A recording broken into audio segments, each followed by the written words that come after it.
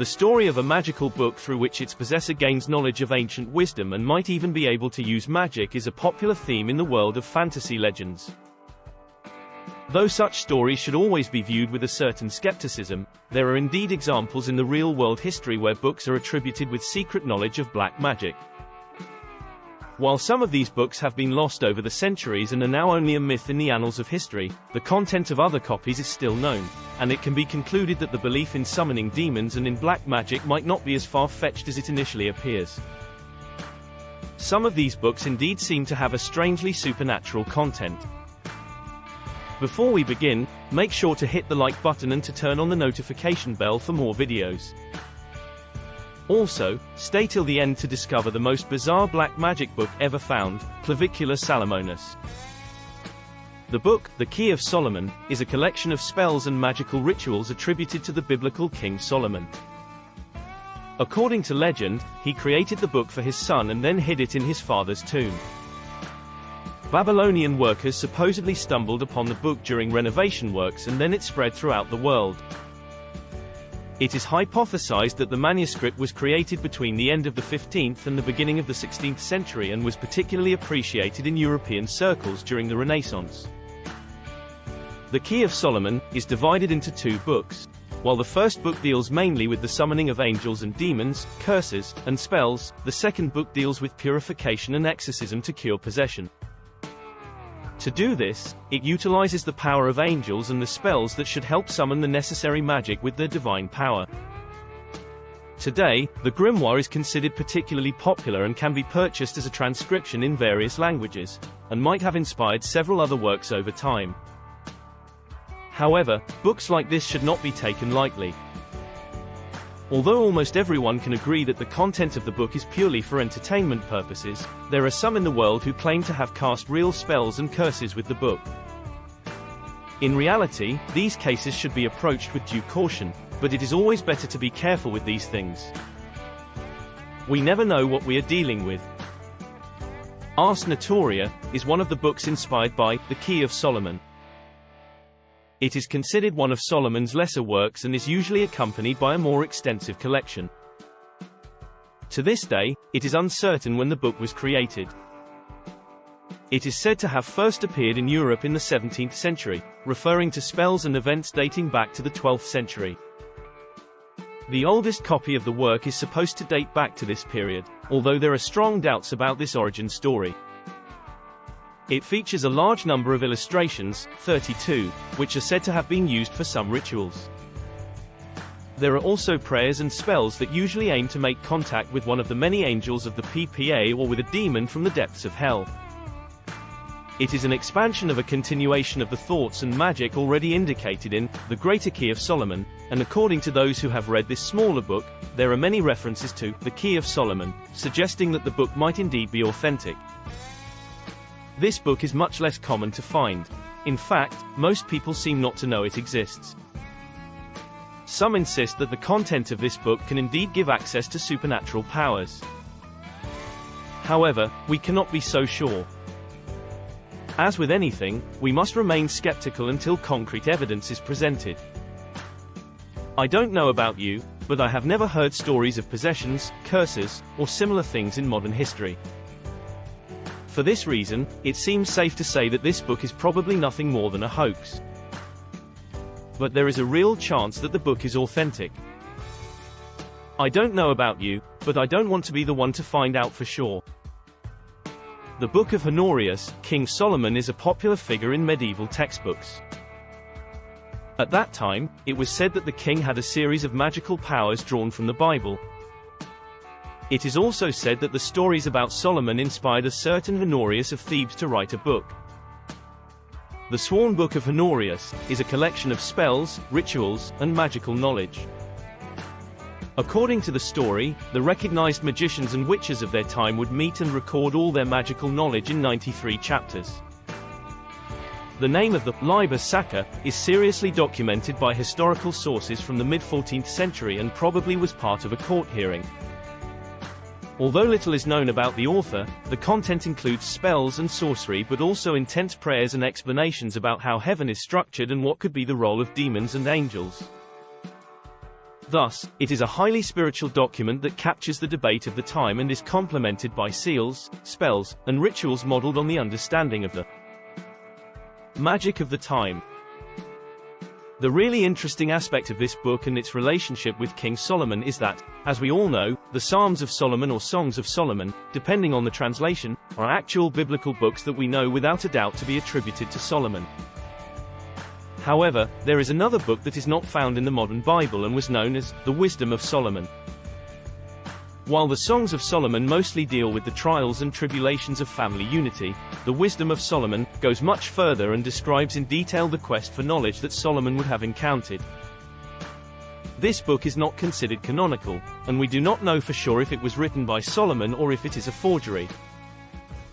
The book talks a lot about wisdom, its benefits, the nature of wisdom, and the role that wise men have had in the history of ancient Israel.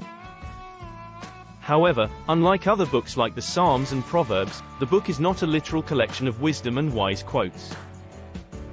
Instead, it talks exclusively about Solomon's quest for superior knowledge. What makes this book so interesting in this context is that if Solomon really found the wisdom he sought, there is a possibility that some of these spiritual books attributed to him are actually authentic. If Solomon passed on his knowledge of heaven, hell, demons, spells, and curses, it makes the books we have talked about today even more unsettling. But since these books were written more than 1,000 years apart, it would be a bit rash to claim it with real certainty. Picatrix, while many of the books mentioned so far have had a niche existence in history, the Picatrix was one of the most important books of occult knowledge in the late Middle Ages and early Renaissance. The book, originally published in Arabic with the title, The Goal of the Wise, was first translated into Spanish and finally into Latin in the early Middle Ages. The book does not deal so much with applied magic as it does with a compendium on a variety of mystical topics. In addition to alchemy, astrology is also represented, and much of the content represents an early approach to processes that are taken for granted in modern times. The book has passed through many hands over time and has sparked debate on occult magic and esotericism, especially during the Renaissance. Since it was said that Arab scientists possessed knowledge that the Christian Western world had never reached, it was a new approach to the debate. It was not so much about magic as it was about fascination with topics taught and debated outside of medieval scholarship and especially ecclesiastical dogma. Galdrabók, the book of the grimoire of Galdrabók, is proof that the use of magic was not reserved only for the Middle Ages but extended into modern times. The book, written around 1600, is a collection of spells and seals particularly rooted in Icelandic culture. But it is not just about the use of this magic. The book also focuses a lot on the culture of the Nordic country. Iceland is still very attached to original traditions and cultures, and magic has always been part of the island's folklore. It is therefore not surprising that additions to this original grimoire continued until the 20th century. While some parts of the book deal with magic, others also deal with natural healing and the proper worship of native deities. In particular, the medical indications that were then intended as magic still survive today as proof of the effectiveness of natural medicine. Books like this are important to consult even in today's world. Although modern medicine as a whole has taken things to a new level in terms of effectiveness and therapeutic options, many benefits can still be found in more natural remedies. Even today, we are learning a lot about cancer research and treatment opportunities from our ancestors. After all, various natural remedies claim to be able to cure serious disorders, including, but not limited to, cancer. Our ancestors may not have had the wealth of knowledge that we have today, but they had access to ancient knowledge that may have been forgotten in more modern times. 61 Monarchy of Montem, the Pseudo-Monarchy of Montem, the false hierarchy of demons, is a peculiarity among occult books of the Middle Ages. Written by a Dutch doctor, it deals mainly with mistaken beliefs within the occult society and some popular books of the time. It is about the issue of how to classify the different demons of the underworld, 69 in number, and whether there is actually a hierarchy. Furthermore, it describes the characteristics of the different demons, their powers, and how to properly venerate them. In many parts of the texts, reference is also made to infernal beings, and occasionally a suggestion is given on how to summon and compete with the spirit of such a being. At the same time, the author looks critically at the work of witches and magicians. Ultimately, it is an encyclopedia of demons and a diatribe against those who, according to the author, used magic incorrectly or were simply imposters who wanted to steal money from the pockets of ordinary people without knowing anything about it. Black Pullet. It is still not known for sure who the black cult comes from. If one believes the stories surrounding the book, it is about a soldier of the Napoleonic army who had to save himself after an attack in Egypt and was healed by an Egyptian healer. This not only healed the soldier's wounds, but it is said that he also taught him various teachings of Eastern magic that are no longer taught today, with which scrolls have been destroyed over time. The Black Cult therefore mainly deals with spells for talismans and artifacts and intends to teach the reader how to properly handle the powers of these objects. The book also delves into the story of the hen that lays the golden eggs. It is said that the secret is between the lines of the book, and whoever manages to solve the riddle will obtain unlimited wealth. To this day, it is one of the most popular works of talismanic magic and has been reprinted several times over the centuries with slight modifications to the original version. Book of Abraham is the Book of Abraham became popular in the 19th and 20th centuries, although it is believed to have been originally written in the 14th century. It is said to concern the traditions of an Egyptian magician who shared his knowledge with a Jew. It was also about talisman magic, particularly popular in the medieval Arab world, using mainly the power of words as a starting point. The creator creates talismans of immense power that can both harm and protect those who wear them. The reason the book took so long to become popular is largely due to the lack of translation. Although there are early manuscripts in the 17th century, these were far from being widespread.